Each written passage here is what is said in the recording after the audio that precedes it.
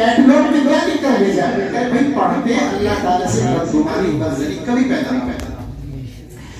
बातें तो बहुत सारी हैं और सब सुनाने के लायक हैं। खुदा करे हमारी तवज्जो कुरान करीम की तरफ जाए।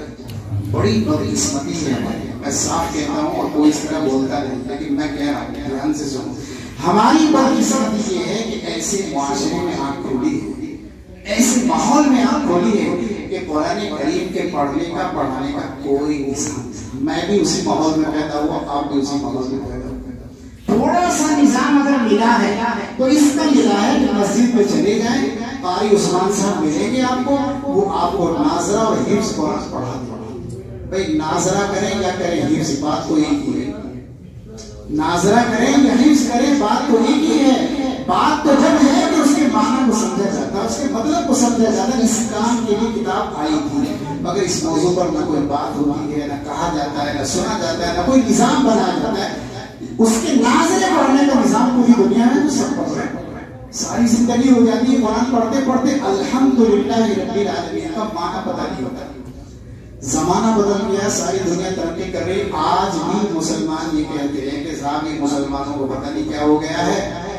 अकबर बादशाह कब का मर गया, लेकिन अब भी अजान में उसका नाम रखा अल्लाहू अकबर कह रहे हैं, पांचों टाइम मुसलमान कह रहे हैं। ये मुसलमान कह रहे हैं। मैं आपके सहारनपुर का वाक़या बता रहा हूँ। आप यहाँ बड़े बुजुर्ग चल रहे हैं सहारनपुर में, उलमाए अहले तो मानते हैं, लेकिन चल रहे हैं और इतने मुरीदीन हैं उनके, गाड़ियां खड़ी हुई दरवाजे के बाहर, लोग आ रहे हदिये तोहफे। वो साहब एक दिन यो कह रहे हैं कि ला इलाहा इल्लल्लाह मुहम्मदुर रसूलुल्लाह कलमा ही गलत है। क्यों कलमा गलत है?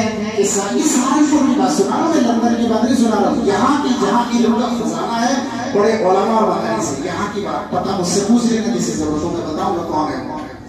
वो ये कह रहे हैं कि मोहम्मद दुर है, इसमें दुर मोहम्मद को दुर कहो भाई, ये बात ये नहीं होना। ये चाहिए था मोहम्मद रसूलुल्लाह के मोहम्मद के दर पर रहो, ये मतलब। और दूर कहते हो ये तो गलत बात है। अब सुनने वाले भी कहते हैं हाँ भाई ये तो गलत बात है, मोहम्मद को दूर क्यों कहें?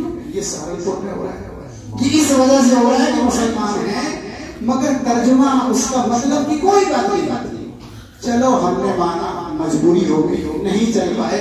इतना तो हो सकता था कि जो मुरव्वजा अल्फाज हैं, छोटी छोटी चीजें हैं, वो हमारी जिंदगी में आ जाती और जुबान पर चढ़ जाती तो कितना अच्छा था। मिसाल के तौर पर कुरान करीम में कितनी ही जगह है इन्नल्लाह गफूर रहीम। गफूर का माना याद हो जाता, रहीम का माना याद हो जाता, कदीर के माना पता चल जाता। ये मोटे मोटे, जैसे आप मोबाइल के जरिए से MA BA पास नहीं है, 10वीं पास नहीं, 8वीं पास नहीं, 5वीं पास नहीं, लिखना ही नहीं आता, अंगूठा चाह रहा है, लेकिन उसे पता है कि फीड करना, डिलीट करना, कॉल करना, ये सारी चीजें उसे आती।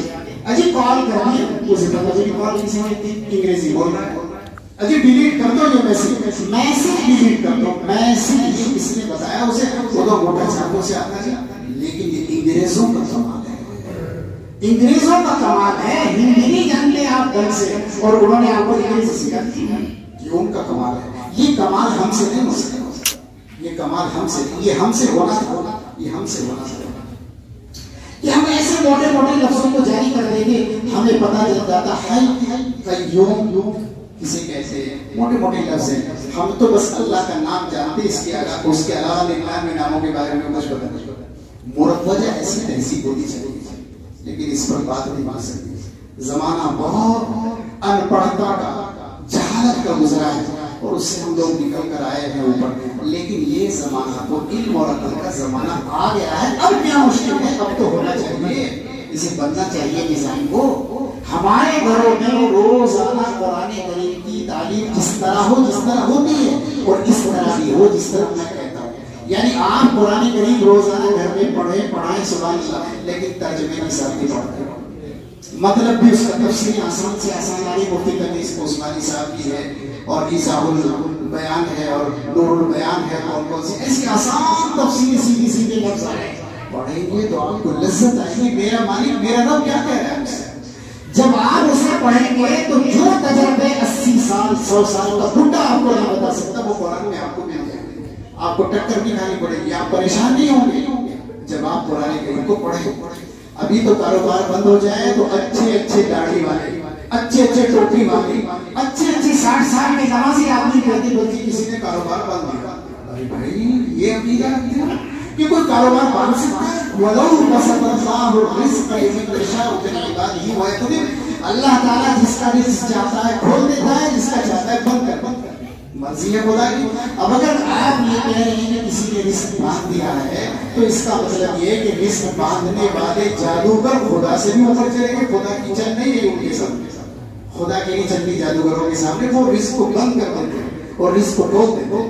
کتنا غلط عقیدہ. ایک مسلمان یہ عقیدہ رکھ سکتا ہے، یہ کہہ سکتا ہے مسلمان، لیکن بے شرمی کے ساتھ کہا بھی جا رہا ہے اور بے شرمی کے ساتھ سنا بھی جا رہا ہے اور مان رہے ہیں اور باقاعدہ اس کا مطلب بتا رہے ہیں. اللہ ہماری حفاظت فرمائے. جی ہمارا عقیدہ ہے روزی اللہ دیتا ہے، روزی اللہ دیتا ہے، دیتا بھی وہی ہے، دیتا بھی وہی ہے، زندگی میں وہی دیتا ہے اور موت بھی وہی دیتا ہے. یہ سب ہمارا عقیدہ ہے. لیکن قرآن کی تعلیم جو مین تھی جس کے لیے قرآن آیا تھا وہ کام نہیں ہو رہا. قرآن کی پہلی آیت ہے الف لام میم ذالک الکتاب لا ریب فیہ. یہ کتاب ایسی ہے جس میں کوئی شک نہیں ہے، تو کوئی پڑھے گا جبھی تو شک دور ہوگا. جب پڑھتے ہی تو اسے کیا مطلب ہے لا ریب فیہ؟ تو کوئی مطلب نہیں، سارا قرآن برابر ہے اس کے. اللہ ہمیں اس کی سمجھ عطا فرمائے. یہ بہترین کتاب ہے، لاجواب کتاب ہے، بہت شاندار کتاب ہے. اس کا ارادہ کیجیے آپ، انشاءاللہ ہم اپنی بساط سے اس کی کوشش کریں گے کہ قرآن کریم کو سمجھیں. اب آپ کو الگ سے تفصیل خریدنے کی ضرورت نہیں، سب موبائل پر موجود. آپ گوگل پر سرچ کریں گے آپ کو سب لوگوں کے قرآن مل جائے گی جس کا آپ چاہیں. ہاں اتنی پابندی میں ضرور لگاؤں گا، اتنی پابندی تو ضرور لگاؤں گا کہ آپ اپنی مرضی سے نیٹ کی کوئی کتاب، اپنی مرضی سے نیٹ کا کوئی قرآن بالکل نہ پڑھیں. ہاں اپنے ایسے عالم جو تجربے کار ہے، ہر مولوی سے مسئلہ پوچھنے کے لائق نہیں ہوتا اور ہر مولوی رہبری کے لائق نہیں ہوتا.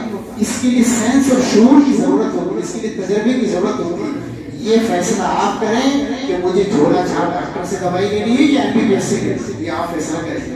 پھر MBBS کے پاس آپ جائیں گے تو یہ اس کا کام ہے کہ وہ آپ کا علاج کرے.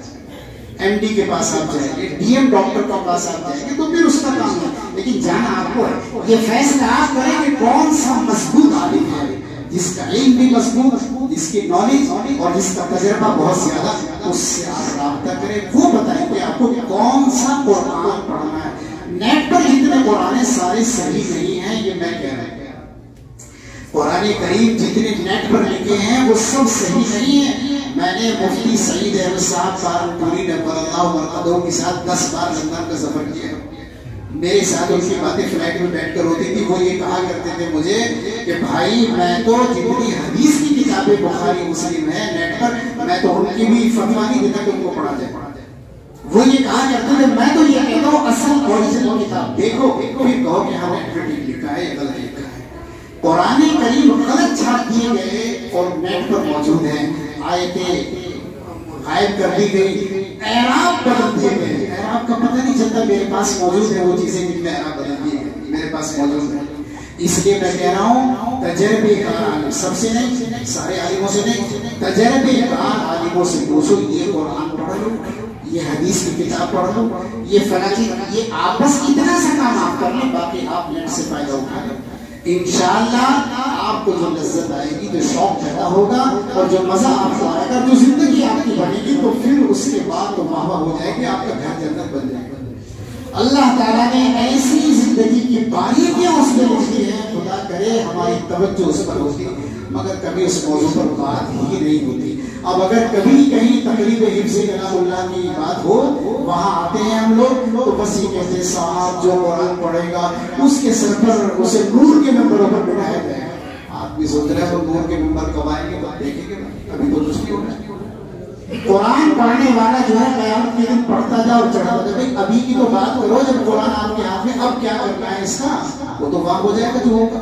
ابھی تو جو کام ہے کرنٹ سچویشن اس کا کیا کام ہے، اس پر تو بات کرو. تو بات یہ ہے کہ قرآن کو سمجھنا تھا، سمجھا نہیں.